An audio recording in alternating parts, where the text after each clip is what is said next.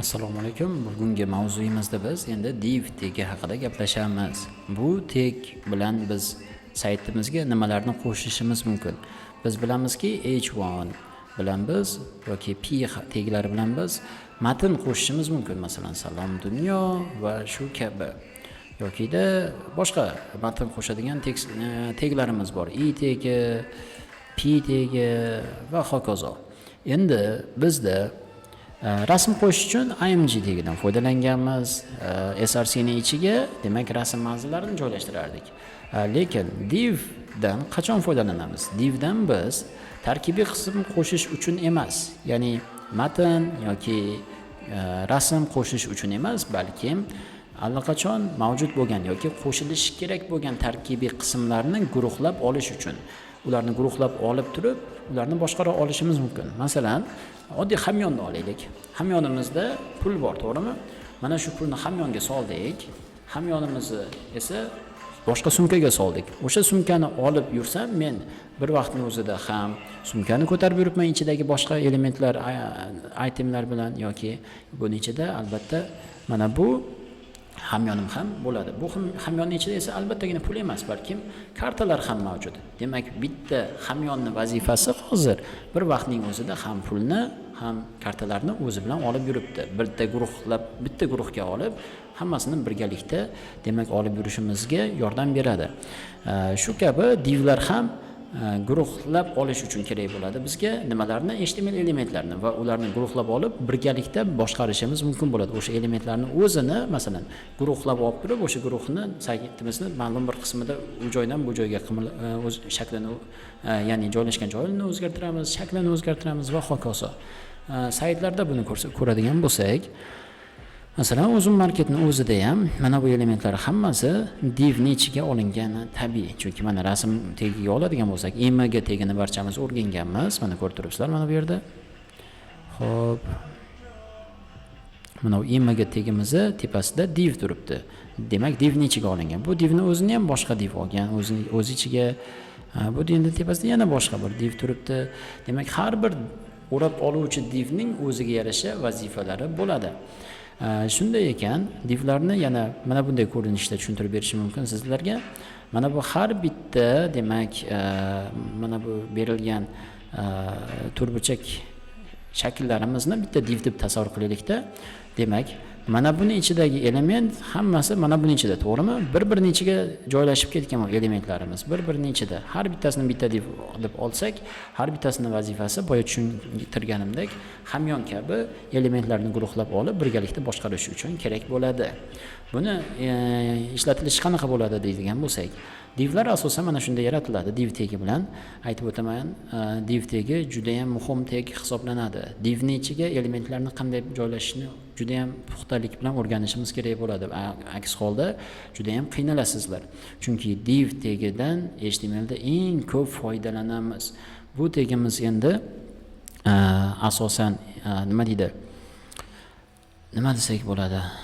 HTMLdagi eng muhim tushuncha, nazariya deb tushunsak bo'ladi. Shuning uchun divda yaxshi ishlashni bilishimiz kerak bo'ladi.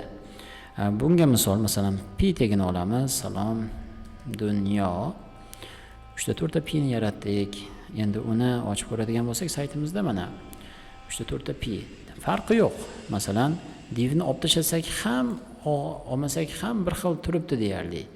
Div unda nima qilib beryapti bizga desak, div shunday yaxshi narsaki, masalan, agar biz CSS kodlarini style tagining ichida yozganimizda p tagini o'ziga background color red beradigan bo'lsak, natijada ko'ryapsizlarki, har bittasi alohida o'z orqa fon rangiga ega bo'layapti. Mana bunday holatda, oralari ochilgan holatda albatta. Buni o'rniga biz div beradigan bo'lsak, hammasiga bitta background orqa fon rangini beryapti. Ko'rib turibsizlar. Xo'p, shunday ekan, div guruhlab olish uchun ishlatilar ekan. Yana bitta tushuncha. Divning ichida divlarni yaratish mumkin. Div deylik, bu yerda endi boshqa tag mark bilan foydalanamiz. Salom mark. 2-3 ta qildik. Ko'ryapsizlarmi? Mana bunday holatda kelyapti endi. Mark tagimizni o'zi orqa foni sariq bo'lgani uchun mana shunday rangda keladi. Xo'p, endi boyagi divga bergan rangimiz ham bu yerda ikkinchi divga ham bir-birining ichiga kirib, joylashib, ularga ham ta'sir qilyapti. Endi bitta holat bor. Divlarni yaratayotganimizda divni o'zidan foydalanish xato. Nimaga? Chunki divlarimiz juda ko'p bo'ladi. Juda ko'p elementlarni guruhlab oladigan vazifani bajargani uchun har bitta div bilan vaqtida alohida ishlashimiz kerak bo'ladi yoki shunday vaziyat bo'ladiki, mana uzun marketdan oladigan bo'lsak, mana shu rasmni ma'lum bir rasm o'rab turuvchi div, bir xil div, masalan image wrapper degan klass nomiga ega ekan. Buni ham oladigan bo'lsak, bunda ham xuddi shunday div va xuddi shunday klass nomi kelyapti. Element boshqa bo'lsa ham klass nomi bir xil bo'lyapti. Bu nima degani? Bunday bir xil klass nomiga ega bo'lgan divlarimiz saytimizda juda ko'p keladi va hammasiga, masalan, bir xil klass nomiga egami, demak biz bilamizki, bu div elementimizga bir xil stil bermoqchimiz.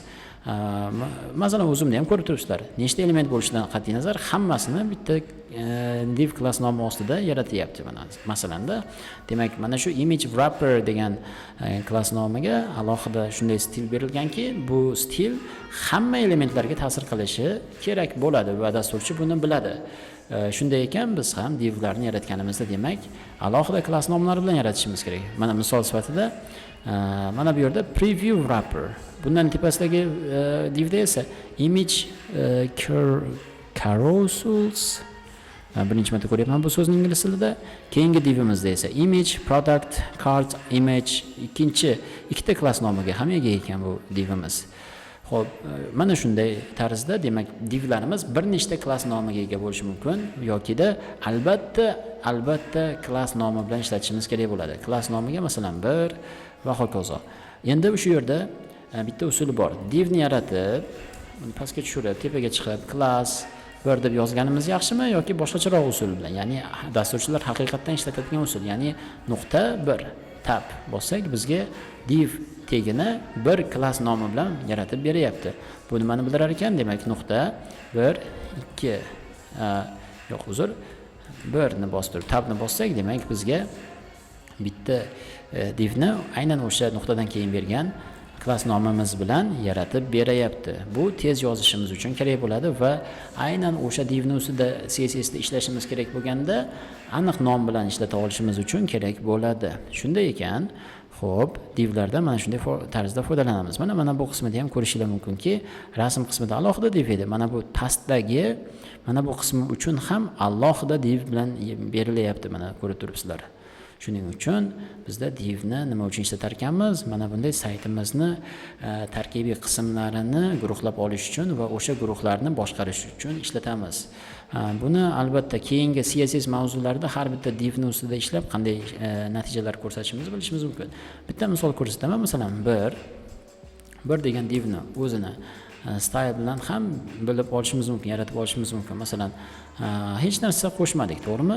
Hech narsa qo'shmasdan qarasak, saytimizda hech narsa yo'q. O'zi aslida bodyning ichida 1 degan div bor, lekin saytda ko'rinmayapti. Sababi uning ichi bo'sh.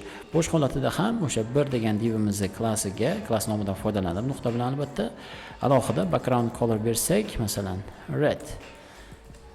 Yana ko'rinmayapti. Div bor, orqasi fon ta'sir qilyapti, lekin ko'rinmayapti, chunki ichida hech narsa yo'q. Buni qanday belgilashimiz mumkin? Width bilan 200 piksel bersak.